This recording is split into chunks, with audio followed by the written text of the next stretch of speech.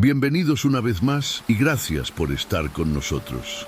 Como es de costumbre, les invito a suscribirse y dejar en los comentarios sus opiniones, pensamientos o sugerencias. Hoy nos embarcaremos en un nuevo viaje filosófico, así que acomódate, relájate y disfruta. El existencialismo no nació como una gran escuela filosófica con manifiesto y uniforme, sino más bien como un gesto, una actitud casi visceral frente a la vida. Es esa especie de rebeldía intelectual que aparece cuando alguien, mirando el techo en plena madrugada, se pregunta: ¿y todo esto qué sentido tiene? Más que una doctrina, es una forma de estar en el mundo, con la sospecha constante de que nada viene con manual de instrucciones, y sin embargo, igual hay que levantarse cada mañana y decidir quién demonios ser. Surge en la modernidad, justo cuando las viejas certezas empiezan a tambalear. Dios, la razón, el progreso, todos los pilares del pensamiento occidental se agrietan bajo el peso de las guerras, las revoluciones y el desencanto. En ese paisaje de crisis, los existencialistas miran alrededor y dicen: bien, si ya no hay un sentido dado, tendremos que inventarlo nosotros. Sus temas suenan densos, pero son profundamente humanos. La libertad, ese regalo envenenado que nos deja solos con nuestras decisiones. La angustia, que no es depresión, sino la conciencia de que todo depende de uno. El absurdo, ese contraste entre nuestro deseo de sentido y el silencio del universo. La autenticidad, que consiste en dejar de actuar como si viviéramos la vida de otros. Y, por supuesto, la célebre frase que lo resume todo: la existencia precede a la esencia. Es decir, primero existimos, caemos aquí sin previo aviso, y luego decidimos quién vamos a ser. A diferencia de corrientes más optimistas o confiadas, como el racionalismo, que cree que la razón puede explicarlo todo, o el idealismo, que imagina un mundo regido por grandes ideas, o el positivismo, que piensa que todo puede medirse con números. El existencialismo se sienta con una taza de café y dice: miren, la vida no tiene sentido, y eso es lo divertido. No busca respuestas universales, sino experiencias auténticas. Algunos existencialistas, como Kierkegaard o Gabriel Marcel, mantienen la fe y encuentran en Dios un refugio para esa angustia. Otros, como Sartre o Camus, deciden que el universo es indiferente y que no hay más remedio que inventar el sentido por nuestra cuenta. El resultado es una corriente que abarca desde el salto de fe hasta el absurdo más radical, pero con algo en común. Todos parten del mismo vértigo. Ese momento en que uno se da cuenta de que la vida es suya, completamente suya, para bien o para mal. Antes de que el existencialismo tuviera nombre, ya había una larga fila de pensadores preguntándose qué demonios significa existir. No hablaban todavía de angustia ni de absurdo, pero sí de lo mismo, de la fragilidad humana frente al misterio del ser. Desde el Sócrates, que molestaba a medio Atenas con su «conócete a ti mismo», hasta Nietzsche gritando que Dios ha muerto y que ahora nos toca inventar el sentido solos, todos fueron parte de una misma historia, la de quienes se atrevieron a mirar al abismo y tomar notas. Mucho antes de que los filósofos existencialistas se pusieran melancólicos frente al sinsentido del universo, ya había un señor caminando descalzo por Atenas, molestando a todo el mundo con preguntas. Sócrates no escribió nada, quizás porque estaba demasiado ocupado interrogando a la gente, pero dejó sembrada la semilla de lo que siglos después florecería como pensamiento existencialista: la idea de que la vida solo vale la pena si se examina. Mientras los sofistas cobraban por enseñar cómo ganar discusiones, Sócrates prefería arrinconarte con su ironía hasta que admitieras que no sabías nada. Y ahí está lo existencialista del asunto. El punto de partida no es la certeza, sino la duda, esa incomodidad que te obliga a mirar hacia adentro y preguntarte quién eres realmente. Para Sócrates, el sentido no se encuentra en los templos ni en los discursos grandilocuentes, sino en el alma de cada individuo. No buscaba leyes universales del cosmos, sino una especie de brújula moral interior. Conócete a ti mismo, decía, como si ese simple mandato no fuera la tarea más difícil del mundo. Su vida fue, literalmente, una defensa del pensamiento individual frente a la presión social. Prefirió morir antes que traicionar su conciencia. Tomó la cicuta con la calma de quien sabe que no hay existencia auténtica sin coherencia entre lo que uno cree y lo que uno hace. En cierto modo, Sócrates fue el primer filósofo que convirtió la existencia en problema. No hablaba de ideas abstractas ni de esencias eternas, sino de cómo vivir bien en este caos cotidiano. Si Kierkegaard fue el padre del existencialismo, Sócrates fue ese abuelo incómodo que todos admiran pero nadie quiere invitar a cenar, porque sabes que te va a preguntar por qué haces lo que haces y no te va a dejar irte hasta que se te derrumbe el discurso. San Agustín fue, en cierto modo, el primer filósofo que se miró al espejo y pensó: aquí dentro hay más misterio que en todas las estrellas del cielo. Mientras la mayoría de los pensadores de su tiempo miraban hacia afuera buscando a Dios en el orden del cosmos, Agustín decidió mirar hacia adentro, convencido de que la verdad no se encuentra en el ruido del mundo, sino en el silencio del alma. Y eso, dicho así, suena casi a manual de autoayuda, pero en el siglo IV era una revolución intelectual. Su famosa frase, no salgas de ti, vuelve a ti mismo, en el interior del hombre habita la verdad, podría perfectamente aparecer en una taza de café existencialista junto a una cita de Sartre. Solo que Agustín lo decía con una fe ardiente, no con una angustia secular. Lo interesante es que en esa búsqueda interior, Agustín se topa con todos los fantasmas que siglos después obsesionarían al existencialismo: la duda, la culpa, la libertad y el tiempo.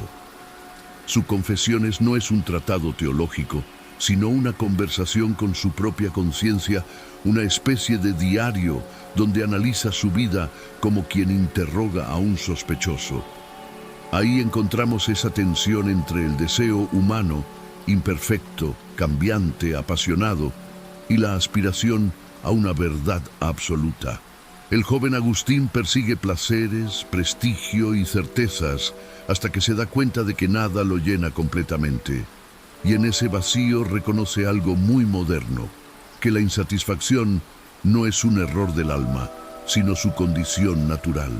Su famosa reflexión sobre el tiempo es puro existencialismo avant la lettre. ¿Qué es el tiempo? Si nadie me lo pregunta, lo sé, pero si intento explicarlo, no lo sé. Esa mezcla de lucidez y desconcierto define lo humano mejor que muchos tratados contemporáneos.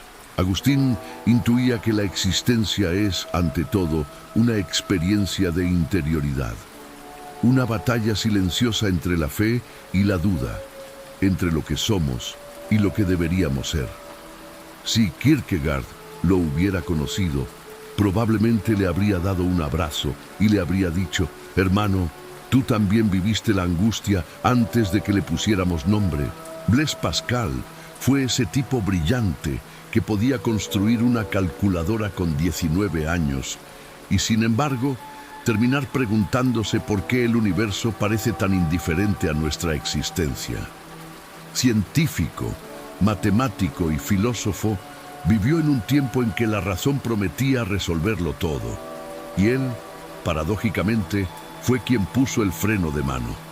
Pascal miraba al cielo y veía el infinito, pero no con la fascinación del astrónomo, sino con el vértigo del ser humano que se sabe minúsculo. El silencio eterno de estos espacios infinitos me aterra, escribió, y con eso ya se ganó un lugar en el club de los que no duermen tranquilos pensando demasiado. Para Pascal, El ser humano vive atrapado entre dos abismos, su grandeza y su miseria. Por un lado, somos capaces de pensar el universo. Por otro, somos polvo frente a él. Esa tensión lo lleva a reflexionar sobre la condición humana con una mezcla de humildad y desesperación. Su famosa apuesta, esa idea de que es más razonable creer en Dios que no creer, porque el costo de equivocarse es infinitamente menor, no es solo una jugada lógica, sino un retrato de la incertidumbre existencial. Creer o no creer, buscar sentido o aceptar el vacío. En ambos casos, jugamos a ciegas. Pascal no fue un existencialista en el sentido moderno, pero lo habría entendido muy bien. Su mundo interior estaba lleno de dudas, angustia y conciencia de la finitud.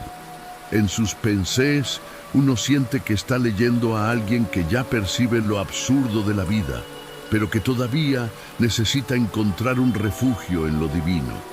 Fue, en resumen, un hombre demasiado lúcido para consolarse con certezas fáciles. Y quizás por eso, cuando los existencialistas lo leyeron siglos después, reconocieron en él a un hermano mayor, uno que ya había sentido ese mismo escalofrío frente al infinito, mucho antes de que el café existencialista se pusiera de moda. Nietzsche fue el filósofo que miró a la moral, a la religión y a la filosofía tradicional y dijo con total serenidad: todo esto huele a cadáver. Cuando proclamó la muerte de Dios, no lo hizo con alegría, sino con un sentido trágico. Sabía que, sin ese punto fijo, el ser humano quedaba solo frente al abismo del sentido. Pero en vez de lamentarse, Nietzsche invitó a celebrar esa libertad. Si ya no hay un orden divino que nos diga quiénes somos, entonces podemos inventarnos desde cero. De ahí nace su idea del Übermensch, el ser humano que crea sus propios valores, que afirma la vida incluso en medio del caos. El nihilismo, ese reconocimiento de que nada tiene sentido, no es el final, sino el punto de partida para afirmar la existencia con más fuerza. Nietzsche fue el gran rebelde que transformó la desesperación en energía creadora, y sin él, el existencialismo habría nacido sin su vena más vital, más poética y más peligrosamente humana.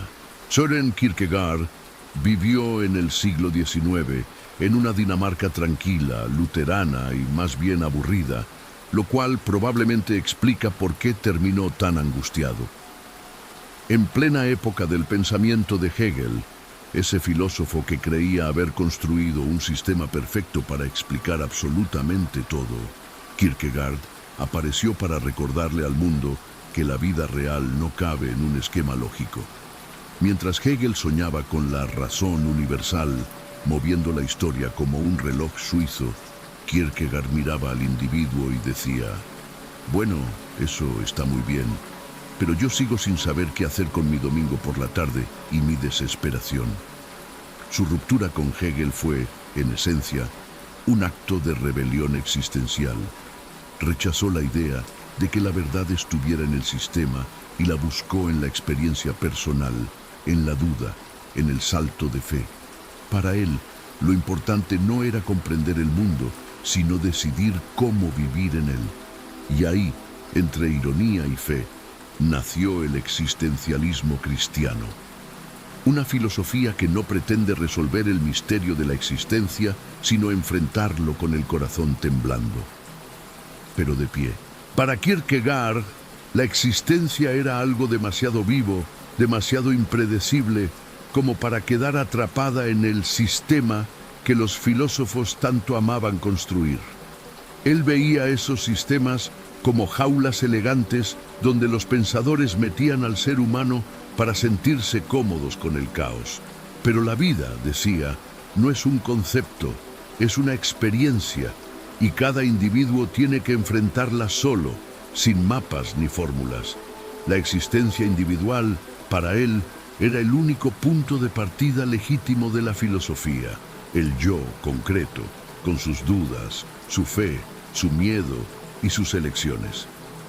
Mientras Hegel hablaba de la historia como un proceso racional, Kierkegaard pensaba en ese instante íntimo en que uno tiene que decidir, sin garantías, qué hacer con su propia vida. No hay sistema que pueda vivir por ti, ni verdad universal que pueda salvarte de tener que elegir. Así que propuso algo escandaloso para su época, que la verdad no es una abstracción, sino una relación personal y apasionada con lo que uno cree. En resumen, Kierkegaard tomó al individuo, ese pequeño punto perdido en el universo, y lo puso por encima del sistema, con toda su vulnerabilidad y con toda su dignidad. Kierkegaard decía que la fe no era una calma celestial, sino un salto al vacío con los ojos abiertos. No una certeza, sino una apuesta desesperada. Para él, creer no era aceptar lo que no se puede probar, sino atreverse a confiar cuando todo dentro de ti grita que es absurdo hacerlo. Su ejemplo favorito era la historia bíblica de Abraham, a punto de sacrificar a su hijo por obediencia a Dios. Una situación tan irracional que solo podía entenderse como un acto de fe pura. Y es ahí donde entra la famosa angustia existencial. Esa sensación que aparece cuando uno se da cuenta de que es completamente libre, pero también completamente responsable de lo que elige. La angustia, decía, es como estar parado al borde de un precipicio y sentir tanto miedo de caer como ganas de saltar. Es el vértigo de la libertad. El salto de fe, entonces, no es un escape de la duda, sino una forma de abrazarla. Aceptar que no hay garantías, que no hay sistema que te sostenga y aún así dar el salto porque vivir es eso, elegir en medio del absurdo. Kierkegaard lo vivía en carne propia, entre la ironía, la melancolía y una profunda fe, como si dijera, sí, el sentido es incierto, pero de algo hay que vivir, ¿no? Kierkegaard imaginó la vida como un viaje con 3 estaciones, aunque sin horarios ni mapas, donde uno puede quedarse atrapado en cualquiera de ellas.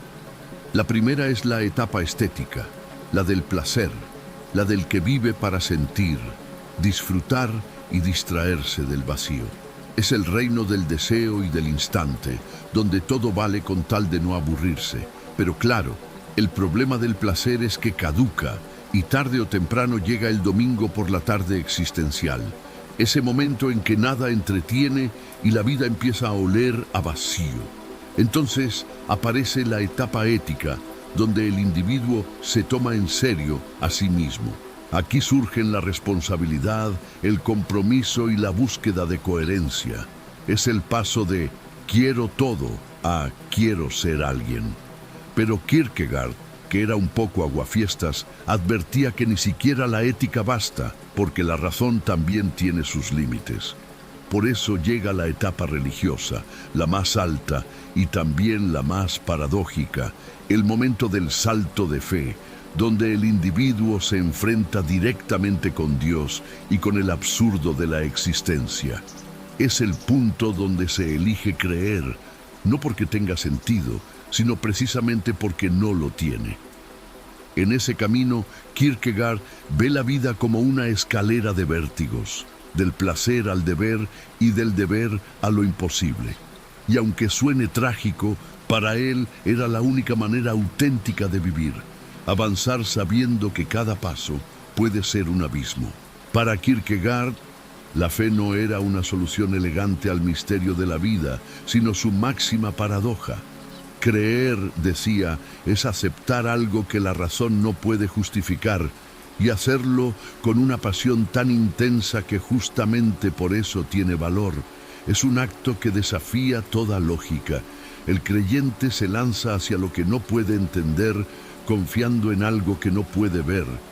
Por eso le fascinaba la historia de Abraham, ese hombre dispuesto a sacrificar a su hijo porque Dios se lo pidió. Desde cualquier punto de vista racional, Abraham debería parecer un monstruo. Sin embargo, para Kierkegaard es el caballero de la fe, alguien que obedece al absoluto incluso cuando lo que se le exige contradice toda moral humana. Esa es la paradoja. La fe exige renunciar a la razón sin renunciar a uno mismo. Es un salto, pero no un salto ciego. Es consciente, angustioso y libre. Kierkegaard pensaba que la fe auténtica no elimina la duda, sino que la contiene. Que creer no es apagar el pensamiento, sino sostenerlo en el filo. En el fondo, la fe para él era la experiencia de estar suspendido entre la desesperación y la esperanza, sabiendo que nada garantiza que haya un suelo debajo, y aún así saltar. Kierkegaard dejó una herencia filosófica tan incómoda como poderosa. La idea de que la verdad no es algo que se descubre en los libros, sino algo que se vive. Cuando decía que la subjetividad es la verdad, no quería decir que todo vale o que la realidad depende del humor del día, sino que el conocimiento más importante no es el que explica el mundo, sino el que transforma a quien lo busca. En otras palabras, puedes recitar 1000 teorías sobre la moral o la fe, pero si no lo vives, si no te comprometes con lo que crees, entonces no has entendido nada. La verdad, según Kierkegaard, no se mide en proposiciones, sino en intensidad. Por eso desconfiaba de los filósofos de escritorio, esos que hablaban de el hombre en abstracto, mientras olvidaban que ellos también se levantaban con dudas, miedo y café frío. Para él, pensar sin implicarse era una forma elegante de autoengaño. Su insistencia en la subjetividad no fue un capricho romántico, sino una defensa radical de la experiencia personal como núcleo de lo humano. Y ese gesto, poner al individuo con toda su contradicción en el centro del pensamiento, fue lo que encendió la mecha del existencialismo moderno. Kierkegaard no dio respuestas. Más bien nos dejó la responsabilidad de encontrarlas cada uno, en esa batalla silenciosa entre lo que somos y lo que creemos ser. Nietzsche miró la moral y la religión de su tiempo con la misma paciencia que uno mira un edificio en ruinas sostenido por cinta adhesiva. Dijo que la moral cristiana, esa que glorifica la humildad, la obediencia y el sacrificio, no era una verdad eterna, sino una invención humana nacida del resentimiento. Según él, los débiles, cansados de perder frente a los fuertes, inventaron una moral que invertía los valores, convirtieron la debilidad en virtud y la fuerza en pecado. Así, el bien pasó a ser lo que convenía a los que no podían dominar, y el mal lo que representaba la vitalidad, la ambición, la pasión. Nietzsche lo llamó la moral de esclavos, una trampa que nos mantiene obedientes, culpables y mediocres. En cuanto a la religión, fue aún más tajante. Dios ha muerto, declaró, y no lo decía como quien da una buena noticia, sino como quien anuncia una catástrofe. La muerte de Dios no era una fiesta atea, sino el reconocimiento de que los valores que daban sentido a la vida habían perdido su fundamento. Y ahora, sin ese marco, ¿qué nos quedaba? Para Nietzsche, la respuesta era clara. Había que crear nuevos valores, inventar un sentido propio, vivir sin pedir permiso al cielo. Su crítica no era un llamado al caos, sino a la libertad radical. Dejar de vivir como súbditos de una moral impuesta y atrevernos a ser los autores de nuestra propia vida, aunque eso implique de vez en cuando romper algunos ídolos y un par de certezas. Cuando Nietzsche anunció que Dios ha muerto, no estaba intentando provocar a los curas, bueno, quizá un poco, sino señalar una tragedia cultural. Lo que había muerto no era una deidad concreta, sino la fe en cualquier valor absoluto que sostuviera el sentido de la vida. Durante siglos, Dios había sido la brújula moral y metafísica de Occidente. Sin él, de pronto quedábamos a la deriva, en un universo donde ya nada tenía un porqué. A eso Nietzsche lo llamó nihilismo, el momento en que el ser humano se da cuenta de que todos los valores que lo guiaban eran construcciones humanas y que el suelo bajo sus pies era una ilusión. No es que Nietzsche celebrara esa pérdida, al contrario. La veía como una crisis profunda, una especie de resaca espiritual de la que todavía no despertamos. Pero también creía que el nihilismo era una oportunidad, una fase necesaria para destruir lo viejo y crear lo nuevo. Si Dios ha muerto, decía, entonces es hora de que el ser humano asuma su lugar, no como sustituto de una divinidad, sino como creador de sentido. Claro que eso suena heroico hasta que uno se da cuenta de que ahora la responsabilidad de inventar el significado de la existencia recae completamente en nosotros. Nietzsche lo sabía, y tal vez por eso su filosofía suena a mitad entre un grito de guerra y un suspiro. El universo no tiene propósito, pero aquí estamos, libres, con todo por hacer. El Übermensch, o superhombre, es la respuesta de Nietzsche al vacío que deja la muerte de Dios.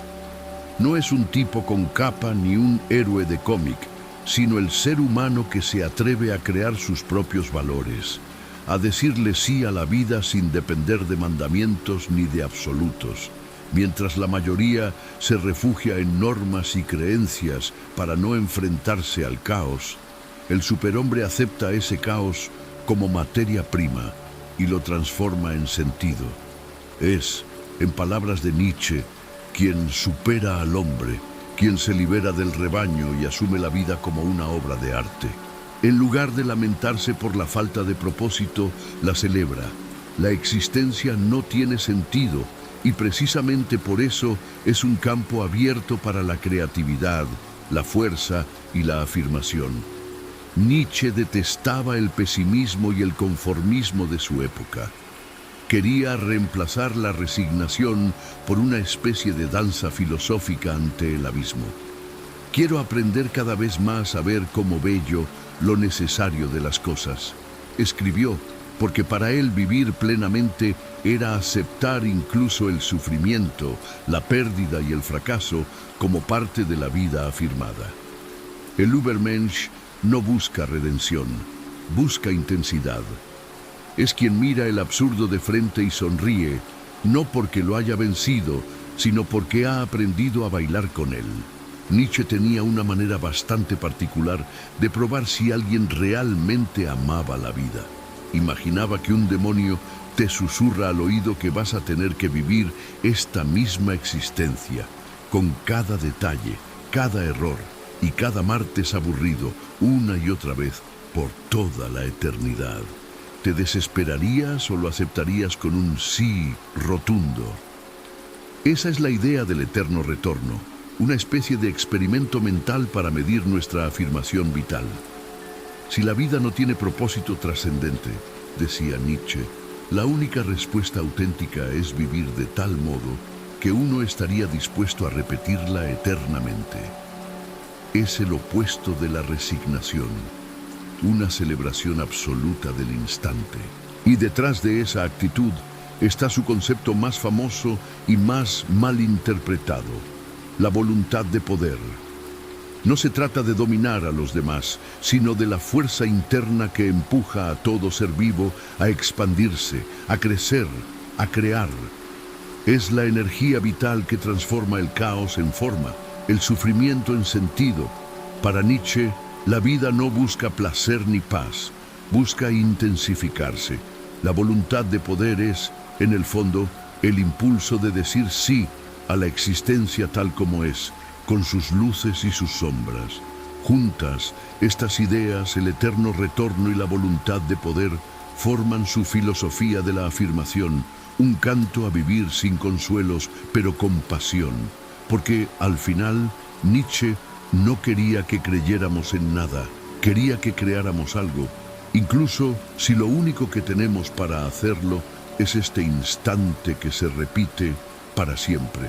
La sombra de Nietzsche se extiende sobre todo el siglo XX como un eco que los existencialistas no pudieron ignorar. Aunque murió antes de que el término existencialismo existiera, su pensamiento fue la dinamita que voló los cimientos sobre los que luego Heidegger y Sartre construirían sus propias filosofías. Heidegger, por ejemplo, leyó a Nietzsche no como un simple provocador, sino como el último gran pensador de la metafísica occidental y al mismo tiempo su enterrador. De él tomó la idea de que el ser humano no tiene una esencia dada, que la existencia es un proceso en constante devenir y que el sentido no viene impuesto desde arriba. Sin embargo, mientras Nietzsche hablaba del superhombre como una afirmación vital, Heidegger lo tradujo en términos más ontológicos, el ser ahí, que debe enfrentarse a su finitud y asumir su propio ser para la muerte. Sartre, por su parte, tomó a Nietzsche con un entusiasmo casi literario. Su famosa frase, "La existencia precede a la esencia", es, en el fondo, una versión humanista de la rebelión nietzscheana. Si no hay Dios, no hay naturaleza humana fija, así que somos libres, terriblemente libres, para inventarnos. Sartre hereda de Nietzsche ese tono de desafío, la idea de que el hombre debe crear valores nuevos y vivir sin excusas. Lo mismo ocurre con su visión del arte y la acción. Si el mundo no tiene sentido, el acto creativo se convierte en un acto de resistencia. En resumen, Nietzsche fue el abuelo incómodo del existencialismo, el que gritó que no hay cielo que nos sostenga, pero sí un poder en nosotros para afirmar la vida sin mentiras. Heidegger lo transformó en una ontología profunda, Sartre en una ética de la libertad. Pero ambos, en el fondo, siguieron bailando al ritmo de su misma música, la del hombre que, aun sin Dios, se atreve a decir sí. Heidegger tenía una misión un poco ambiciosa. Quería responder a la pregunta más antigua y olvidada de la filosofía: ¿qué significa ser? Pero en lugar de escribir otro tratado abstracto, decidió mirar al ser que pregunta por el ser, nosotros. A ese ser humano que existe, que se preocupa, que teme y que piensa, lo llamó Dasein, que en alemán significa literalmente ser ahí. Y ese ahí no es un simple lugar en el mapa, sino el mundo mismo en el que vivimos, lleno de cosas, relaciones y preocupaciones. Heidegger decía que no existimos como espectadores que observan la realidad desde afuera. Estamos siempre arrojados dentro de ella, metidos hasta el cuello en el hecho de vivir. El Dasein no contempla el mundo, lo habita, lo usa, lo interpreta. Cuando cocinas, trabajas, amas o incluso te aburres, ya estás ejerciendo ese ser en el mundo. Es una forma elegante de decir que no hay yo sin contexto, ni pensamiento sin vida cotidiana. Lo que somos se define en esa interacción constante entre nosotros y el mundo que nos rodea.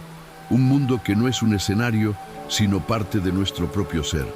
En cierto modo, Heidegger nos bajó de las nubes filosóficas y nos recordó algo obvio pero revolucionario. El ser humano no está separado del mundo, está metido dentro, con harina en las manos, con dudas en la cabeza y con el tiempo corriendo detrás. Heidegger creía que para entender qué significa existir, había que mirar de frente lo que más tratamos de evitar: el hecho de que vamos a morir. No por morbo, sino porque la finitud es lo que le da sentido a todo lo demás. Si fuéramos inmortales, nada tendría verdadera urgencia, ningún proyecto sería realmente nuestro. En Ser y Tiempo, su obra más influyente, propuso que el ser humano no solo está en el tiempo, sino que es tiempo. Vivimos proyectándonos hacia el futuro, recordando el pasado y actuando en el presente, siempre en movimiento, siempre incompletos.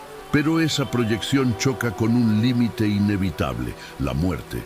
Y es precisamente esa conciencia de finitud la que nos despierta del modo automático de vivir. Heidegger lo llamó ser para la muerte, no en el sentido sombrío de obsesionarse con el final, sino como una invitación a vivir con autenticidad, sabiendo que el tiempo es limitado y por tanto precioso. La muerte, decía, no es un evento futuro, es una posibilidad que ya nos acompaña, silenciosa, en cada decisión. Saber que todo puede terminar en cualquier momento debería, paradójicamente, hacernos más vivos. En el fondo, Heidegger proponía una idea incómoda pero liberadora. La existencia solo se entiende plenamente cuando uno acepta que no tiene todo el tiempo del mundo. Heidegger decía que la mayoría de nosotros vivimos en modo piloto automático, atrapados en lo que él llamaba la inautenticidad. Ese estado en que uno simplemente hace lo que se hace, piensa lo que se piensa y vive como se vive. En alemán lo llamó Das Man, algo así como el uno, el sujeto anónimo de la sociedad. El uno dice, uno va, uno trabaja. Es cómodo, claro, porque así no tenemos que decidir nada realmente. Dejamos que el mundo nos diga quiénes somos. Pero esa comodidad tiene un precio, nos aleja de nosotros mismos. La autenticidad, en cambio, aparece cuando el individuo reconoce su propia finitud y se apropia de su existencia. Es cuando dejamos de actuar según el guión de los demás y empezamos a escribir el nuestro, con todo lo que eso implica: incertidumbre, angustia y libertad. Heidegger no lo presentaba como una epifanía heroica, sino como una lucha constante contra la tentación de disolvernos en la masa. Ser auténtico para él no es vivir en aislamiento ni rebelarse por rebeldía, sino hacerse cargo de uno mismo con plena conciencia del tiempo que se tiene. En resumen, la autenticidad es cuando el uno se convierte en yo, aunque eso signifique enfrentarse al vacío con una mezcla de miedo, ironía y una taza de café existencial en la mano. Heidegger decía que la mayoría de nosotros vivimos en modo piloto automático, atrapados en lo que él llamaba la inautenticidad, ese estado en que uno simplemente hace lo que se hace, piensa lo que se piensa y vive como se vive. En alemán lo llamó Das Man, algo así como el uno, el sujeto anónimo de la sociedad. El uno dice, uno va, uno trabaja. Es cómodo, claro, porque así no tenemos que decidir nada realmente. Dejamos que el mundo nos diga quiénes somos. Pero esa comodidad tiene un precio, nos aleja de nosotros mismos. La autenticidad, en cambio, aparece cuando el individuo reconoce su propia finitud y se apropia de su existencia. Es cuando dejamos de actuar según el guión de los demás y empezamos a escribir el nuestro, con todo lo que eso implica: incertidumbre, angustia y libertad. Heidegger no lo presentaba como una epifanía heroica, sino como una lucha constante contra la tentación de disolvernos en la masa. Ser auténtico para él no es vivir en aislamiento ni rebelarse por rebeldía, sino hacerse cargo de uno mismo con plena conciencia del tiempo que se tiene. En resumen, la autenticidad es cuando el uno se convierte en yo, aunque eso signifique enfrentarse al vacío con una mezcla de miedo, ironía y una taza de café existencial en la mano. Heidegger tenía una sospecha profunda, que toda la filosofía occidental, desde Platón hasta su propio tiempo, había estado haciendo la misma pregunta de la manera equivocada. En lugar de preguntarse qué es el ser, se había obsesionado con las cosas que son, los objetos, las ideas, los conceptos. Esa obsesión, decía, nos hizo olvidar el misterio más básico, el hecho mismo de que algo es. Llamó a esto el olvido del ser, una especie de amnesia colectiva que convirtió a la filosofía en una fábrica de teorías abstractas. Para él, la metafísica tradicional había reducido el ser a un simple ente más, a algo que se puede definir, clasificar o explicar, y en el proceso había perdido el asombro original. Así, criticó tanto a Platón por su mundo de las ideas, como a Descartes por dividir la realidad en sujeto y objeto, mente y materia. Heidegger quería desmontar esa estructura entera y volver al momento previo, al instante en que el ser se nos muestra antes de que lo nombremos. Su propósito no era destruir la metafísica, sino abrir un espacio más profundo para pensarla desde su raíz. No desde los conceptos, sino desde la experiencia de existir. Suena abstracto, y lo es, Pero detrás de esa complejidad hay una intuición simple y radical, que la filosofía debería volver a maravillarse de lo evidente, a preguntar no por qué cosas hay, sino por qué hay algo, y no más bien nada. Y en ese nada, claro, Heidegger veía el principio mismo de toda pregunta auténtica. Heidegger nunca se declaró existencialista, de hecho, detestaba el término. Pero sin él, el existencialismo de Sartre no habría tenido suelo donde pisar. Fue el puente entre la fe angustiada de Kierkegaard y el ateísmo comprometido de Sartre, el punto de encuentro entre la introspección religiosa y la ontología del ser. De Kierkegaard heredó la preocupación por la existencia individual, la angustia y la autenticidad, aunque le quitó el componente teológico. Donde Kierkegaard veía a Dios, Heidegger veía el ser. Y de Nietzsche tomó la sospecha contra los valores absolutos y la necesidad de pensar desde la experiencia concreta de vivir.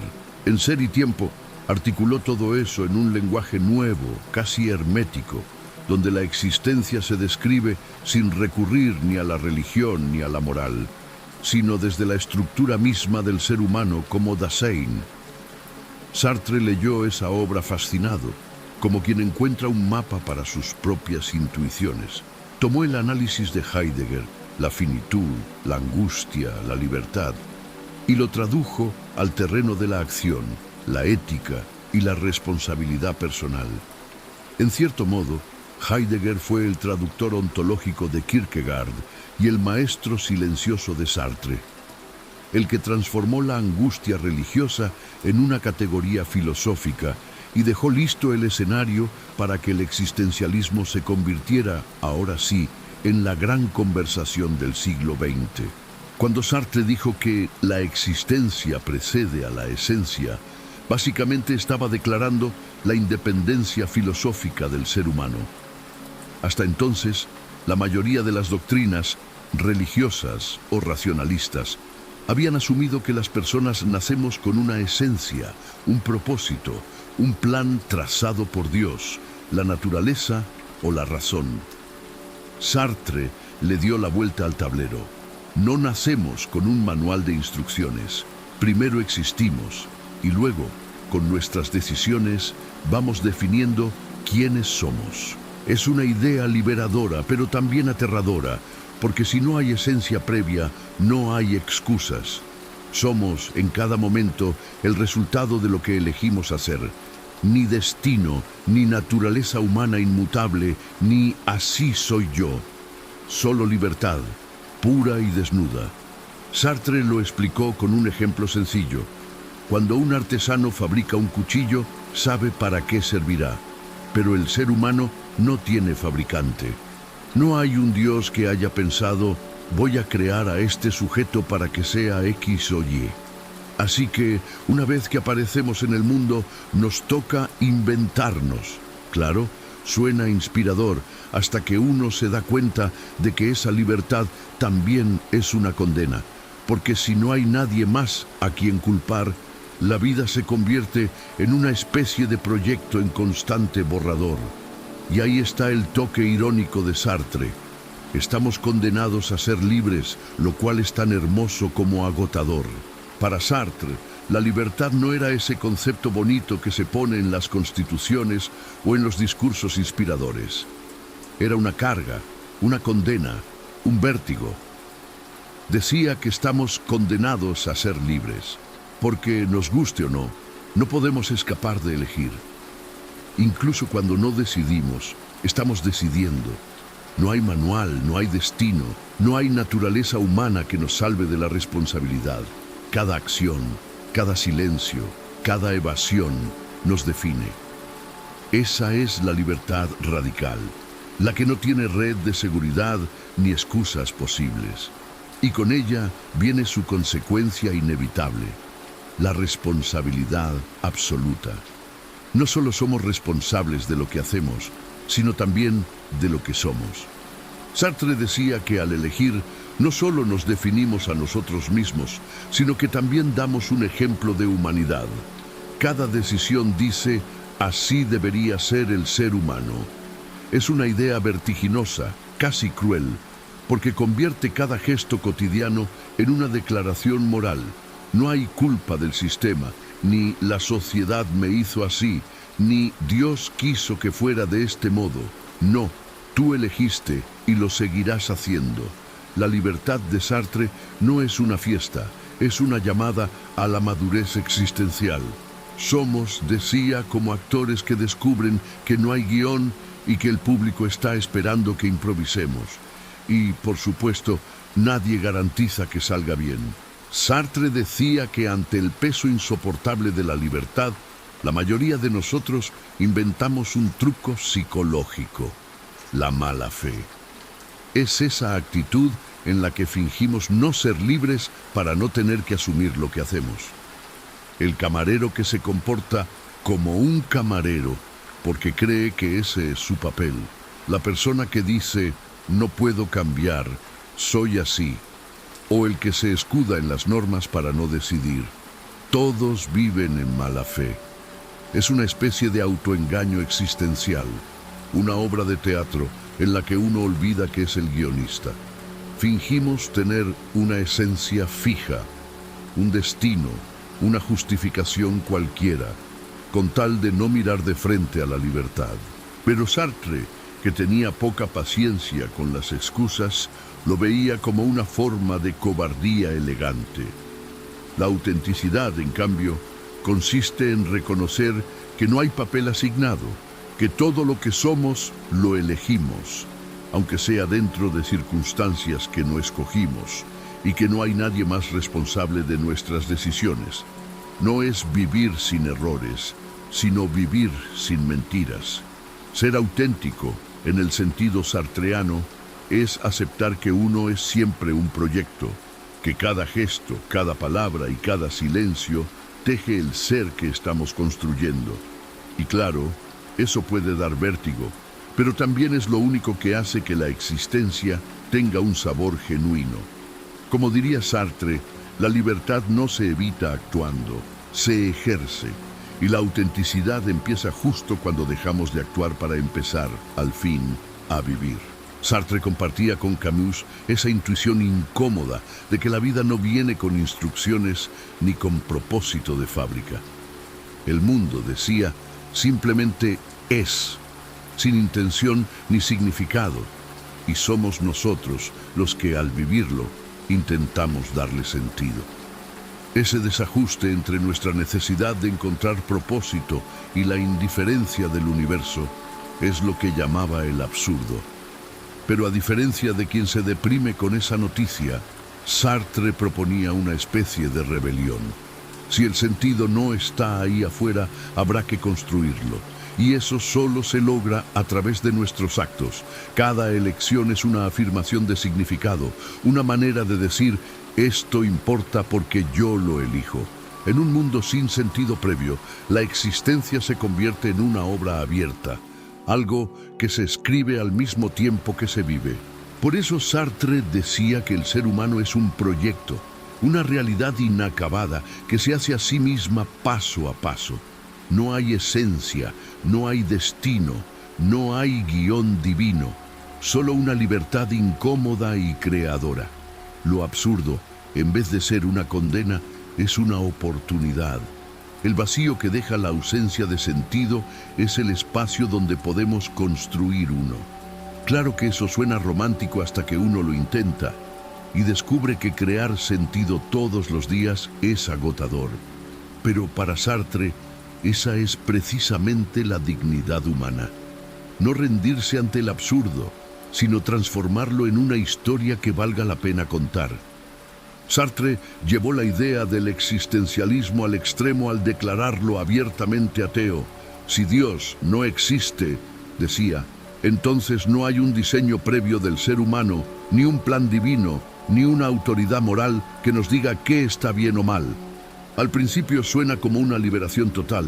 Somos libres, nadie nos vigila desde el cielo. Pero Sartre lo planteaba con una seriedad casi brutal. Sin Dios no hay excusas. Ya no podemos echarle la culpa al destino, a la naturaleza humana o a los mandamientos. Somos los únicos responsables de inventar los valores por los que vivimos. En su famosa conferencia, El existencialismo es un humanismo, explicaba que en un mundo sin creador, el ser humano se convierte en el único creador posible, y eso implica una responsabilidad inmensa. La libertad, decía, no es un regalo, es una tarea, y el vacío que deja Dios no se llena con desesperación, sino con acción. Lo curioso es que Sartre no promovía el cinismo ni la apatía. Su ateísmo era ético, no nihilista. Creía que, precisamente porque no hay un sentido dado, debemos construirlo nosotros, colectivamente, con nuestras elecciones y compromisos. Así que cuando decía que el hombre está condenado a ser libre, no estaba celebrando la condena, sino constatando el hecho de que no hay escapatoria. Estamos solos, pero esa soledad es también la oportunidad de convertirnos en autores de nuestra propia existencia. Sartre no se conformó con pensar la libertad desde un escritorio lleno de libros y cigarrillos. Quiso llevarla a la calle, a la historia, al terreno donde realmente se pone a prueba. Para él, la libertad no tenía sentido si no se ejercía en el mundo, si no se comprometía con los otros. De ahí su famosa idea del compromiso. El intelectual, el artista, el ciudadano, no puede refugiarse en la neutralidad porque cada acción, y también cada silencio, tiene consecuencias políticas. Después de la Segunda Guerra Mundial, Sartre se convirtió en una figura pública que entendía la filosofía como una forma de acción. Apoyó movimientos anticoloniales, criticó el capitalismo y se enfrentó incluso a sus propios aliados cuando lo creyó necesario. La libertad, decía, no es un privilegio individual, sino una responsabilidad compartida. Uno no puede ser libre en serio si los demás están oprimidos. En esa tensión entre la autonomía personal y el deber social, construyó su pensamiento político, un intento de reconciliar el existencialismo con la justicia. Pero, como buen existencialista, no ofrecía recetas infalibles. Solo recordaba que la libertad se demuestra actuando, no pensándola, y que incluso cuando uno se equivoca, porque siempre se equivoca, el verdadero error es quedarse mirando desde la vereda. Sartre no quería que la filosofía explicara el mundo, quería que lo moviera, aunque fuera a empujones. Las ideas de Sartre no se quedaron en conferencias y cafés llenos de humo. Las plasmó en obras que se convirtieron en auténticos monumentos del pensamiento del siglo XX.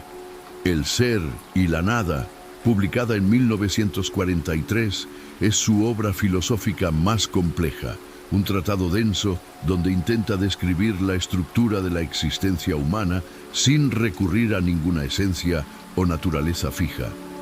Allí aparecen sus grandes conceptos: la libertad radical, la mala fe, la nada como parte constitutiva del ser.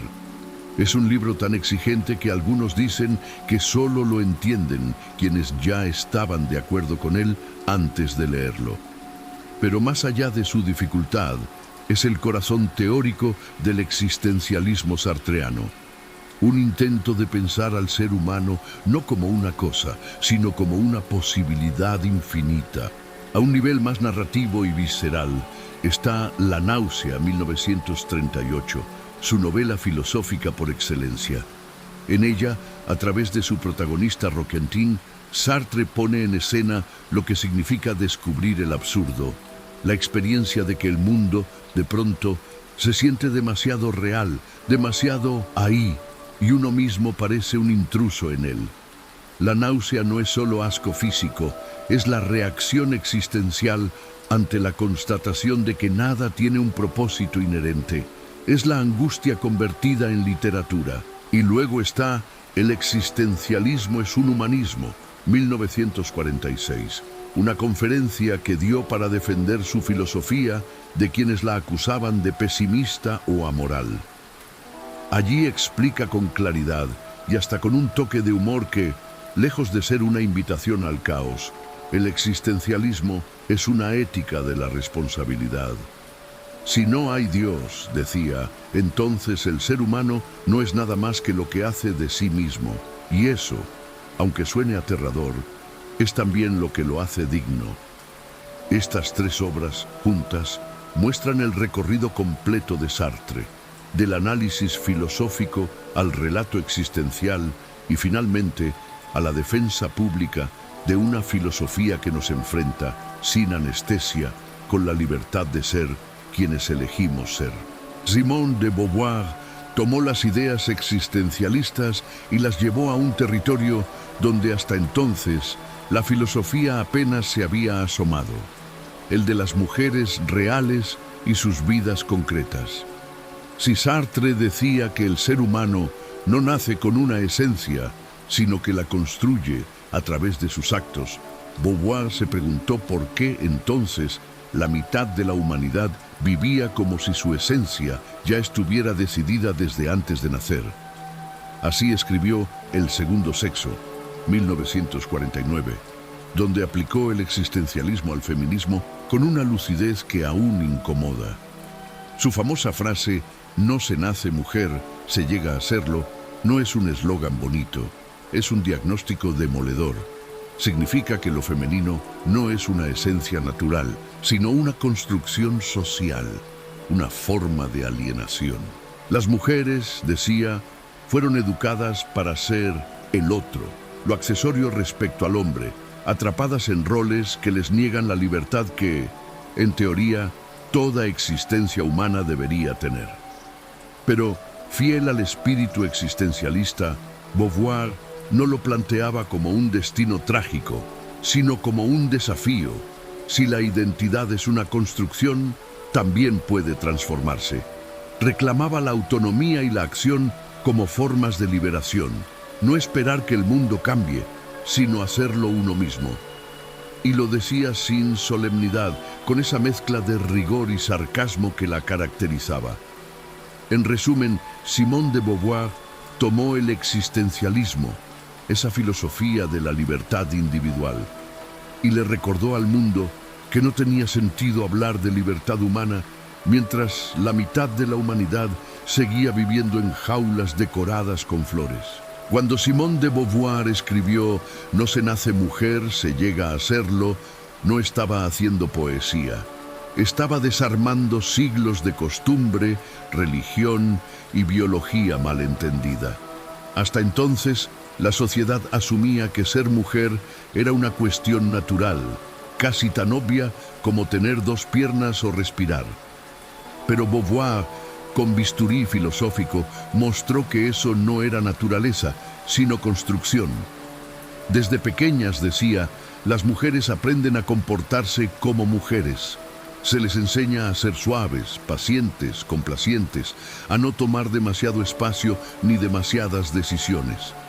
Así, lo que parece esencia femenina es en realidad el resultado de un proceso social que moldea a las personas para encajar en un papel. No hay un destino inscrito en los genes, hay una cultura que decide qué significa ser mujer y qué no. Por eso, su frase sigue siendo tan provocadora, porque nos recuerda que lo que creemos natural casi siempre está lleno de costumbre y poder.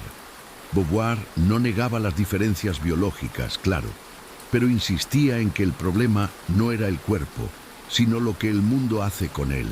Con esa sola línea desmontó toda una tradición que definía a la mujer por lo que no es, no hombre, no sujeto, no libre, y abrió la puerta a una nueva idea de libertad, la de construir la propia identidad más allá de lo que la historia, la familia o la moda pretendan dictar.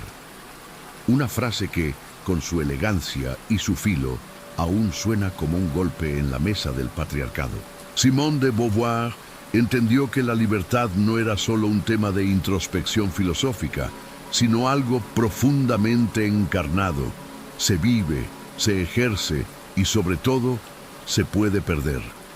Desde la mirada existencialista, todos somos libertad en acción.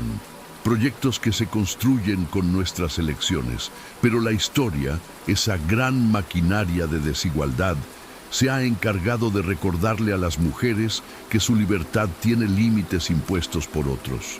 Así, introdujo la idea de la alteridad.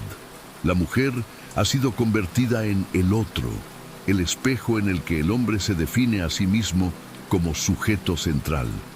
No es un individuo con existencia plena, sino una figura secundaria, necesaria solo para reafirmar el protagonismo masculino.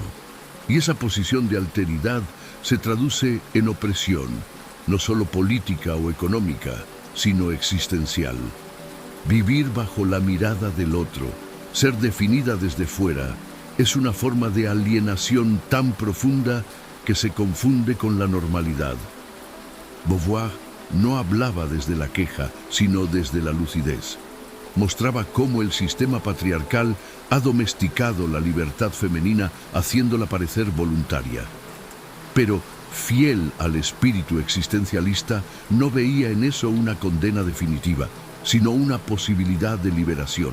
Ser libre, decía, no es un estado, es un acto constante, la tarea de afirmarse como sujeto, de reclamar el derecho a definirse y en el proceso de liberar también al otro de su papel de opresor.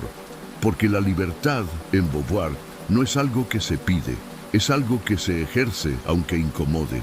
En la ética de la ambigüedad, Simone de Beauvoir dio un paso más allá de la crítica y se adentró en uno de los terrenos más complicados del existencialismo. Cómo vivir éticamente en un mundo donde no existen valores absolutos. Si la libertad es el principio fundamental, ¿cómo evitar que esa libertad se vuelva egoísmo o caos? Su respuesta fue la ambigüedad, una palabra que en ella no significa indecisión, sino madurez. La condición humana, decía, es ambigua, porque somos a la vez sujetos libres y seres limitados. Existimos en tensión constante entre lo que podemos hacer y lo que el mundo nos permite. Pretender escapar de esa ambigüedad, fingir que somos dioses o simples víctimas, es caer en la mala fe. La ética comienza cuando reconocemos esa contradicción y actuamos dentro de ella, aceptando que la libertad propia solo tiene sentido si promueve la libertad de los demás. No hay recetas, no hay garantías morales, solo una responsabilidad compartida que se renueva en cada elección. Con su estilo agudo y sin solemnidad, Beauvoir convirtió la duda en virtud. Vivir éticamente no es seguir reglas, sino decidir con conciencia del peso que cada decisión tiene sobre otros. En su filosofía, la ambigüedad no es debilidad, sino la única forma honesta de ser libre en un mundo donde nada es seguro, pero todo importa. Simone de Beauvoir tomó el existencialismo, esa filosofía que muchos veían como una reflexión individual sobre la angustia y la libertad, y lo empujó fuera del café filosófico hacia la calle, hacia la historia, hacia la política. Ella entendió que la existencia no ocurre en el vacío. Uno no elige libremente si está oprimido, hambriento o excluido. Por eso, amplió el marco del existencialismo, mostrando que la libertad no solo es una cuestión personal, sino también social. No basta con elegir ser libre si las condiciones materiales, culturales o políticas te lo impiden. En El segundo sexo, en sus ensayos y en su activismo, defendió que las estructuras de poder, el patriarcado, el capitalismo, el colonialismo, moldean las posibilidades de elección. Su pensamiento fue un puente entre la filosofía y la acción política, entre la conciencia individual y la transformación colectiva. Y lo hizo sin perder el tono existencialista. La opresión, decía, no borra la libertad, pero la vuelve más difícil, y precisamente por eso, luchar contra ella es una forma de afirmar la humanidad. Su influencia se extendió más allá del feminismo, inspiró a movimientos por los derechos civiles, a pensadoras como Betty Friedan y Judith Butler, y dejó claro que el existencialismo no debía quedarse en el dilema del individuo frente al absurdo, sino avanzar hacia la pregunta de cómo hacer un mundo donde la libertad de unos no dependa del sacrificio de otros. En otras palabras, convirtió la angustia existencial en una herramienta política. Para Albert Camus, todo pensamiento serio comienza con una pregunta incómoda. Si la vida no tiene sentido, ¿por qué no suicidarse? No lo decía por provocar, sino porque quería enfrentar el problema en su raíz, el absurdo. Ese choque entre nuestro deseo de encontrar significado y el silencio implacable del mundo. Queremos que la existencia tenga una razón, una dirección, una lógica, y el universo responde con un encogimiento de hombros cósmico. Camus veía ahí el punto de partida, no el final. El momento en que uno deja de fingir que todo encaja y empieza a mirar la vida con brutal honestidad. En El mito de Sísifo, comparó al ser humano con ese personaje condenado a empujar eternamente una piedra montaña arriba solo para verla rodar otra vez hacia abajo. Una metáfora cruel, sí, pero también precisa. Sin embargo, lo genial de Camus es que no se hunde en la desesperación, más bien sonríe ante ella. Hay que imaginar a Sísifo feliz, escribió, porque la lucidez, por dolorosa que sea, nos libera. Reconocer el absurdo no significa rendirse, sino dejar de esperar respuestas que nunca llegarán y empezar a vivir sin mentiras. Es el inicio de una especie de libertad salvaje, la de saber que la vida no tiene sentido y decidir, de todas formas, vivirla intensamente. En el mito de Sísifo, Camus se toma en serio la pregunta que la mayoría evita.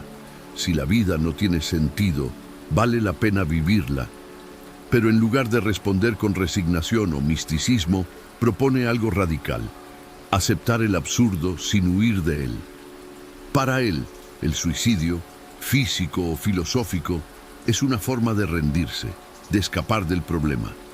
El suicidio físico elimina la conciencia del absurdo, y el filosófico, como el de quienes inventan un sentido trascendente, Dios, el destino, el progreso, lo disfraza para no sentirlo.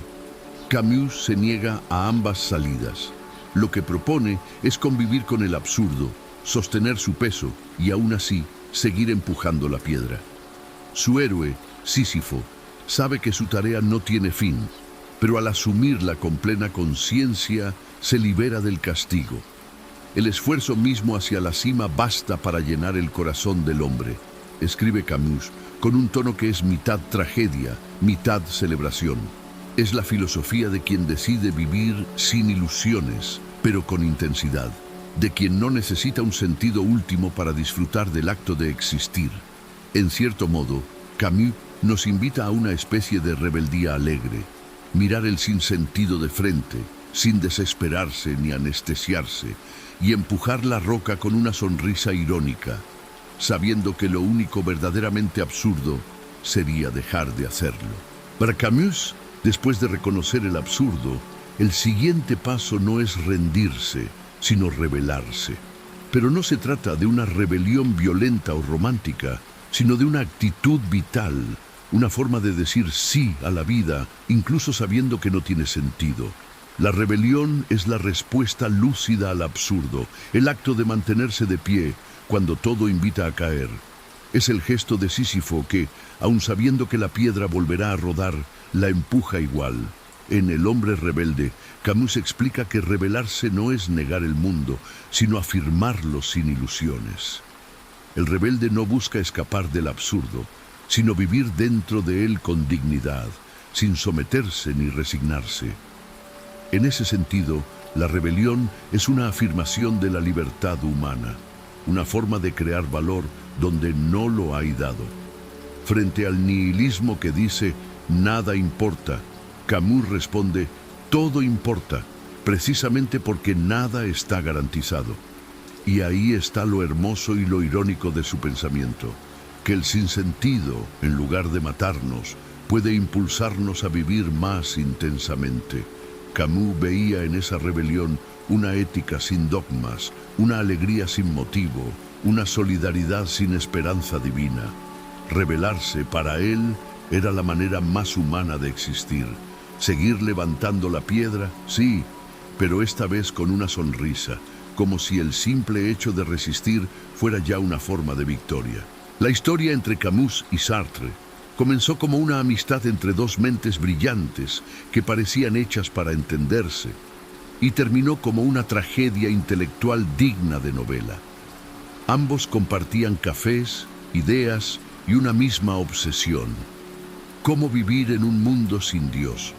Pero pronto descubrieron que no hablaban exactamente del mismo tipo de libertad. Sartre creía que la acción política debía comprometerse con la transformación del mundo, incluso si eso implicaba mancharse las manos. Camus, en cambio, desconfiaba de las ideologías que prometían redención a cambio de justificar la violencia. Para él, ningún ideal, ni la revolución, ni la historia, ni el progreso, valía una sola vida humana. La ruptura definitiva llegó en 1952, cuando Camus publicó El hombre rebelde y criticó a los totalitarismos de izquierda con la misma fuerza con que había condenado los de derecha. Sartre, fiel a su marxismo militante, lo consideró una traición intelectual. Lo atacó públicamente en la revista Les Temps Modernes, y Camus respondió con una carta tan elegante como herida. Desde entonces dejaron de hablarse. Más allá de la disputa, lo que los separaba era una diferencia de tono vital. Sartre veía en la historia un campo de acción, Camus un escenario donde resistir sin justificar el horror. Si el primero encarnaba el compromiso, el segundo defendía la medida. Dos formas de enfrentar el absurdo: una empuñando la revolución, la otra cuidando la dignidad. Y aunque el distanciamiento fue doloroso, su diálogo y su ruptura marcaron para siempre el corazón del existencialismo. En El hombre rebelde, Camus lleva su reflexión sobre el absurdo al terreno de la ética, preguntándose qué hacemos con esa conciencia de que la vida carece de sentido. Su respuesta es clara: nos rebelamos, pero con límites. La rebelión, decía, nace cuando el ser humano dice basta frente a la injusticia o el sinsentido, pero ese no es solo rechazo, es también una afirmación, una defensa de lo que hace que la vida valga la pena.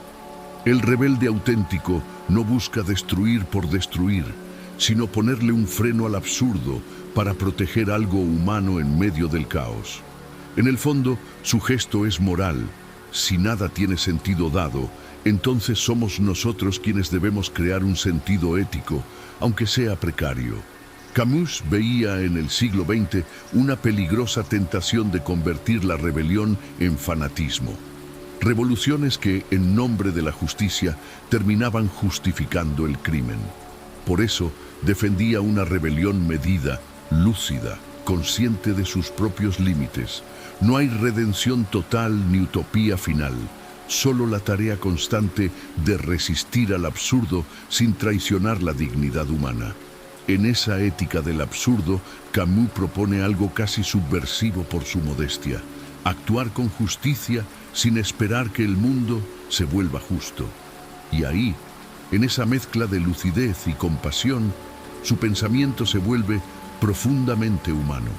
Porque, como él mismo escribió, el hombre rebelde es el que dice no, pero cuyo rechazo no significa renuncia, sino un grito de amor hacia lo que aún puede salvarse. El existencialismo no fue un club cerrado con carnet de socio.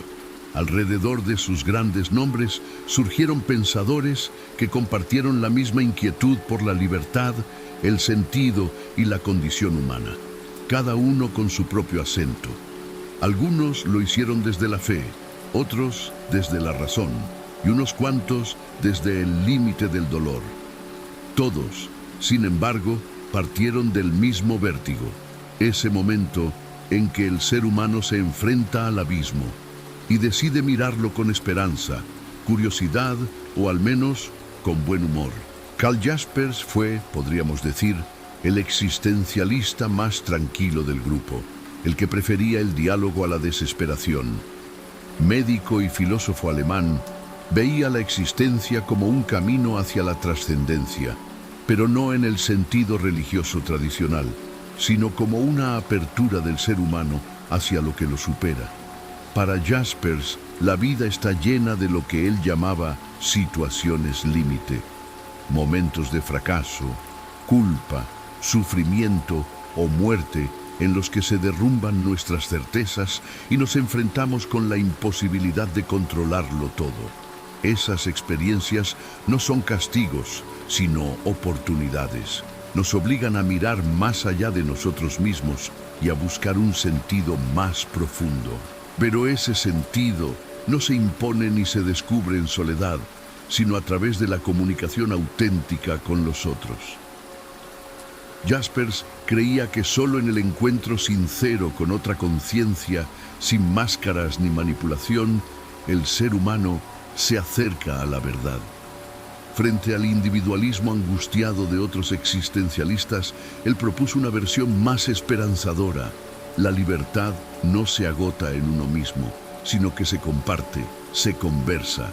Su pensamiento es como una respiración pausada dentro del existencialismo. Menos grito y más diálogo, menos desesperación y más búsqueda compartida de sentido, con la humildad de quien sabe que la trascendencia no se conquista, se roza. Gabriel Marcel fue el contrapunto luminoso dentro del existencialismo, una especie de antídoto contra el pesimismo de su tiempo. Filósofo, dramaturgo y músico, partía de la misma experiencia de incertidumbre que los demás existencialistas, pero en lugar de ver en ella una condena, veía una oportunidad para la esperanza. Su pensamiento, profundamente cristiano, se centró en la idea de que la existencia no es un problema que se resuelve, sino un misterio que se vive.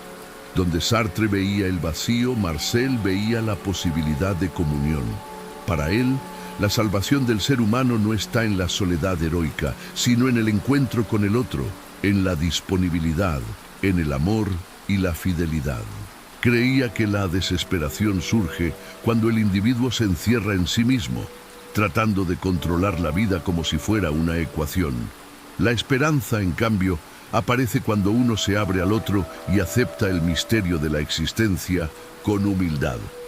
Su famosa distinción entre el ser y el tener resume su visión. El mundo moderno, obsesionado con poseer, olvida lo esencial, que es ser con los demás. Marcel no negaba la angustia ni el dolor, pero los veía como caminos hacia una forma más profunda de fe y de relación. En su tono suave y reflexivo, parecía decirle a sus contemporáneos que el existencialismo no tiene por qué oler a desesperanza, que incluso en medio del absurdo, todavía es posible creer, esperar y sobre todo, amar. Miguel de Unamuno fue, antes que nada, un hombre en guerra consigo mismo. Español, apasionado y contradictorio, convirtió su propia lucha interior en filosofía. En él, la fe y la razón no eran aliadas, sino rivales eternas que convivían en la misma alma. Creía en Dios y al mismo tiempo dudaba de su existencia, admiraba la ciencia, pero temía que matara el misterio. Su pensamiento era un vaivén entre el deseo de creer y la imposibilidad de hacerlo del todo. En obras como Del sentimiento trágico de la vida, expuso esa tensión con una honestidad brutal. El ser humano, decía, no busca tanto la verdad como la inmortalidad. Esa necesidad desesperada de seguir existiendo, de no desaparecer. No queremos entender el mundo, queremos no morir. Esa conciencia de la muerte y la rebelión contra ella es el núcleo de su filosofía. La razón le decía que todo termina, pero su corazón se negaba a aceptarlo. Y en ese conflicto veía la esencia de lo humano, vivir entre la duda y la fe, entre la certeza de la nada y el deseo de eternidad. Unamuno no ofrecía soluciones, solo mostraba el drama de existir como una llama que arde entre el cielo y la tierra. Y, como buen existencialista avant la lettre, lo hacía con una mezcla de tragedia y ternura, la de quien sabe que va a perder, pero igual se niega a dejar de pelear. José Ortega y Gasset fue el gran filósofo del yo en medio del mundo, el que entendió que la existencia no se puede separar del contexto que la rodea. Su famosa frase, yo soy yo y mi circunstancia, y si no la salvo a ella, no me salvo yo, resume toda su visión. El ser humano no es un ente aislado, sino una mezcla inseparable entre lo que es y lo que lo rodea. Para Ortega, la vida es el punto de partida de toda filosofía, no la idea ni la esencia, sino la experiencia concreta de estar en el mundo. Cada persona, decía, tiene que enfrentarse al hecho de que vive en un tiempo, un lugar y una historia que no ha elegido, pero que le toca asumir. Esa circunstancia no es una cárcel, sino el material con el que se construye la libertad. No existe una vida abstracta, solo la tuya y la mía, con sus límites, su historia y sus posibilidades. Su pensamiento, aunque menos sombrío que el de otros existencialistas, comparte el mismo impulso: la vida como tarea, como proyecto que se hace caminando. Ortega invitaba a pensar desde la realidad concreta, no desde las alturas del sistema filosófico, y lo hacía con un tono casi literario, como quien da consejos a un amigo confundido. No puedes huir de tu circunstancia, pero puedes transformarla. No puedes elegir dónde naces, pero sí qué haces con eso. En otras palabras, la libertad no está fuera del mundo, sino en la forma en que lo habitas. Emmanuel Mounier fue una especie de mediador entre la angustia existencial y la esperanza social. El filósofo que quiso rescatar al ser humano de la soledad moderna sin hacerlo volver a las certezas dogmáticas. Fundador del movimiento del personalismo, propuso una visión en la que la persona, no el individuo aislado ni la masa anónima, es el centro de la reflexión filosófica. Para Mounier, el ser humano no puede entenderse fuera de sus vínculos, solo se realiza plenamente en relación con los otros. Esa idea lo separa del existencialismo más pesimista y lo acerca a una ética del compromiso. En un siglo marcado por guerras, ideologías totalitarias y deshumanización, defendió la dignidad de la persona como valor absoluto, por encima de los sistemas económicos o políticos. Su personalismo era existencial porque partía de la libertad, de la experiencia concreta, pero también comunitario, porque entendía que la libertad sin solidaridad se convierte en egoísmo. Creía que cada persona es una vocación, una llamada a crecer, a crear, a amar, no un átomo perdido en el vacío. Y lo decía con una serenidad que contrastaba con el ruido de su época. Mientras otros filosofaban sobre la nada, Mounier recordaba que incluso frente al absurdo, lo que salva al ser humano es su capacidad de encuentro. En su pensamiento, la existencia no se soporta en soledad, se comparte. Viktor Frankl llevó el existencialismo al terreno más extremo, los campos de concentración nazis. Psiquiatra austríaco y sobreviviente de Auschwitz, su experiencia lo llevó a formular una idea sencilla y poderosa. Incluso en las peores circunstancias, el ser humano conserva la libertad de elegir su actitud. De ahí nació la logoterapia, una forma de terapia existencial centrada en la búsqueda de sentido. Frankl observó que quienes encontraban un propósito, una razón, por pequeña que fuera para seguir viviendo, tenían más probabilidades de resistir el horror. No porque el sufrimiento se volviera bueno, sino porque adquirir sentido lo hacía soportable. Su frase más célebre resume esta visión: a un hombre se le puede arrebatar todo, salvo una cosa, la última de las libertades humanas, la de elegir su actitud ante cualquier circunstancia. Frente a la visión nihilista del siglo XX, Frankl defendió que el ser humano no se define por el placer ni por el poder, como decían Freud o Nietzsche, sino por el sentido. No siempre podemos controlar lo que nos pasa, pero sí decidir cómo enfrentarlo. Y en esa decisión, decía, está nuestra dignidad. Su pensamiento convirtió el existencialismo en algo más que una reflexión filosófica. Lo transformó en una práctica vital, una ética del coraje. Porque al final, para Frankl, la vida no deja de tener sentido, incluso cuando todo lo demás parece perdido. La literatura fue, mucho antes que la filosofía, el laboratorio donde el existencialismo empezó a tomar forma.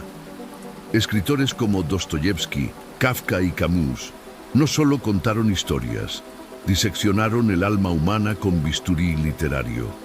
Dostoyevski, por ejemplo, ya en el siglo XIX exploraba los dilemas de la libertad, la culpa y la fe con una profundidad que haría temblar a cualquier filósofo. En Crimen y Castigo o Los hermanos Karamazov, sus personajes no buscan redención divina, sino una razón para soportarse a sí mismos. Kafka, por su parte, llevó la angustia existencial al terreno de lo absurdo y burocrático. El proceso y la metamorfosis son retratos del individuo perdido en un mundo incomprensible, donde la culpa no tiene causa y el castigo parece automático. Leer a Kafka es sentir la pesadilla de ser humano en una oficina infinita. Y luego está Camus, que logró convertir el absurdo en estilo de vida. En El extranjero, su protagonista, Meursault, no llora en el funeral de su madre, y eso basta para condenarlo. Su indiferencia ante las convenciones sociales lo convierte en símbolo del hombre que ya no finge que la vida tiene sentido. Lo fascinante es que todos ellos, sin saberlo o sin quererlo, estaban escribiendo las bases del pensamiento existencialista. Mostraron que la libertad no es heroica, que la soledad es inevitable y que el sentido, si existe, solo aparece cuando uno decide seguir viviendo, aunque nada lo justifique. El cine, con su mezcla de imágenes y silencios, resultó ser el medio perfecto para el existencialismo. Una pantalla donde se proyectan las mismas preguntas que nos quitan el sueño. En El séptimo sello de Ingmar Bergman, un caballero medieval juega ajedrez con la muerte en plena peste, intentando arrancarle una respuesta sobre el sentido de la vida, mientras el tablero avanza inexorablemente hacia el jaque mate. Es la metáfora perfecta del ser humano que discute con el vacío, tratando de posponer lo inevitable. Matrix, por su parte, actualiza esa búsqueda en clave tecnológica. ¿Y si el mundo que conocemos no es real? Neo, el protagonista, descubre que la libertad es una píldora difícil de tragar y que despertar implica dolor, pero también autenticidad.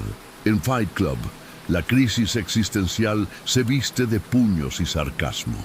Un hombre hastiado de la vida moderna se inventa una doble identidad para sentirse vivo, solo para descubrir que su peor enemigo es él mismo. Y en Mr. Robot, la angustia existencial llega en formato contemporáneo, con un hacker que lucha contra un sistema que lo oprime tanto como su propia mente. Todas estas historias, con estilos distintos, comparten la misma raíz. El individuo que se enfrenta al absurdo, al vacío o a la mentira del mundo y decide, de un modo u otro, rebelarse. El cine, como la filosofía, no da respuestas, pero las hace más difíciles de ignorar y más entretenidas de contemplar. El existencialismo también encontró su eco en el arte y la música del siglo XX. Esas dos formas de gritar sin necesidad de palabras.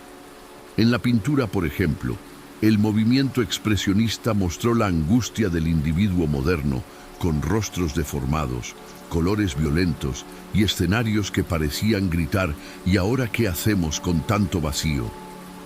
Munch lo había anticipado con El grito, pero después de 2 guerras mundiales, la pregunta se volvió colectiva.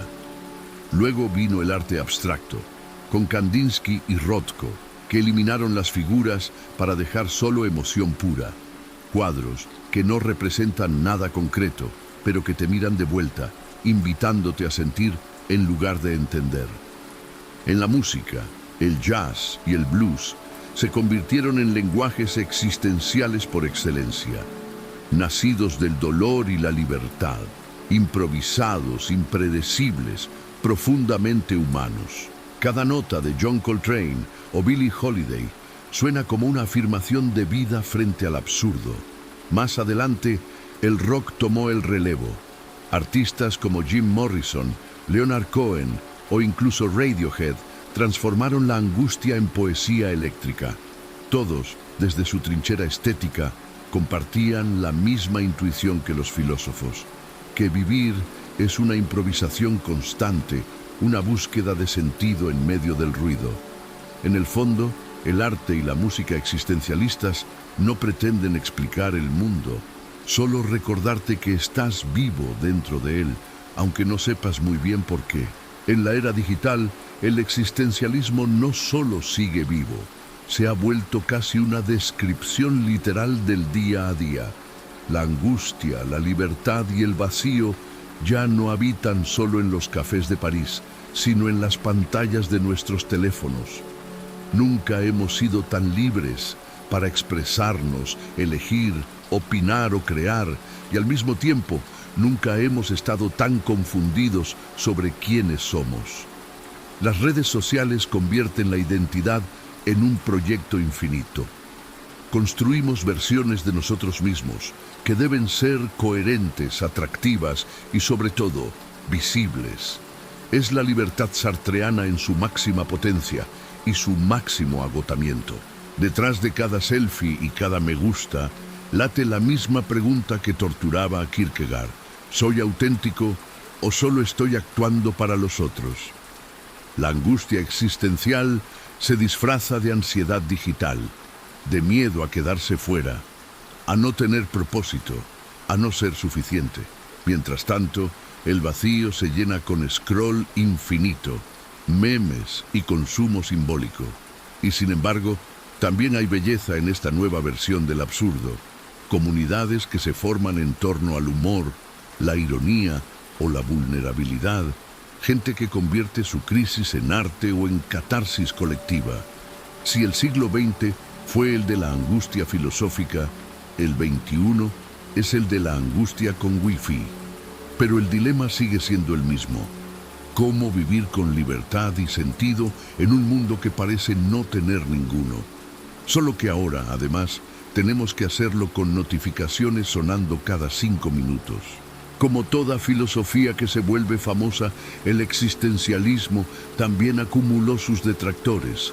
Algunos lo acusaron de ser demasiado subjetivo, otros de ser demasiado desesperado y unos cuantos de no ser lo bastante científico ni racional.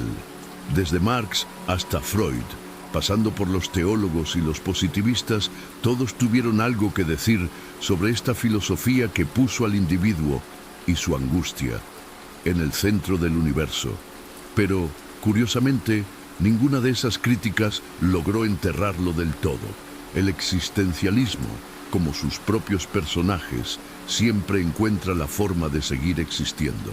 Desde el marxismo, el existencialismo siempre pareció un lujo burgués, demasiado preocupado por la angustia individual como para entender que el verdadero problema era social. Filósofos como Lukács o Althusser acusaron a Sartre y compañía de caer en el subjetivismo, esa tendencia a mirar la libertad como algo interno, desligado de las condiciones materiales que la hacen posible.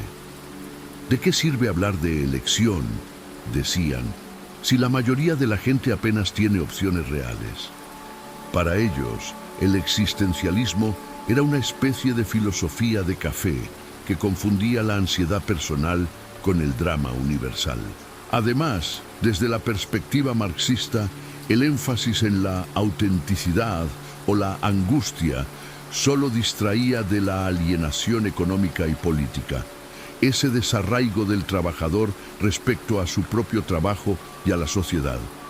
Sartre intentó tender puentes en su obra Crítica de la razón dialéctica, donde trató de reconciliar libertad existencial y estructura social. Pero ni sus propios camaradas marxistas quedaron del todo convencidos. En el fondo, la crítica era clara. Mientras el existencialista se pregunta ¿quién soy?, el marxista responde eso depende de quién te explota. Dos formas distintas de buscar el sentido, una mirando hacia adentro y la otra hacia el sistema. El estructuralismo y el psicoanálisis miraron al existencialismo con una mezcla de condescendencia y sospecha, como si dijeran, qué bonito eso de la libertad, pero el ser humano no es tan dueño de sí mismo como cree. Para pensadores como Michel Foucault, Claude Lévi-Strauss o Jacques Lacan, la idea existencialista de un sujeto libre y consciente de sus decisiones era, francamente, una ilusión moderna.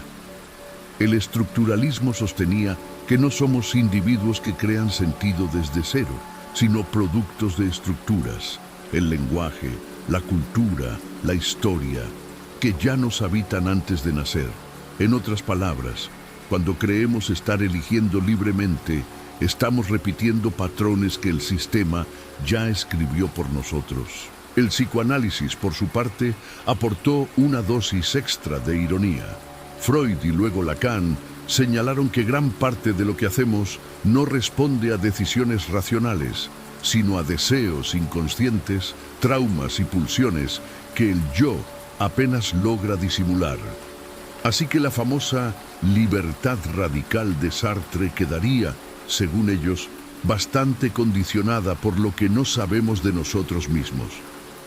El estructuralismo y el psicoanálisis coincidían en algo. El individuo existencialista era demasiado optimista respecto a su propio control. Y, aunque los existencialistas respondieron que asumir esa falta de control también es parte de la libertad, la crítica caló hondo. Quizá el yo no sea tan protagonista, sino un actor más en un guión que el inconsciente y la cultura escribieron mucho antes de que llegáramos a escena.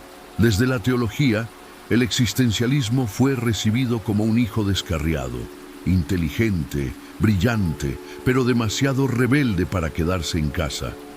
A los teólogos les preocupaba especialmente su tendencia a expulsar a Dios del escenario, convirtiendo al ser humano en único responsable de su destino. Para el pensamiento cristiano tradicional, eso era una forma elegante de soberbia. Sin un fundamento trascendente, la moral se disuelve y la libertad se convierte en caos. Sin embargo, algunos teólogos, como Paul Tillich o Karl Jaspers, en su vertiente más espiritual, intentaron reconciliarlo, viendo en el existencialismo una vía moderna para hablar de fe y angustia sin negar la duda. En cambio, el positivismo, más frío y científico, lo rechazó por completo.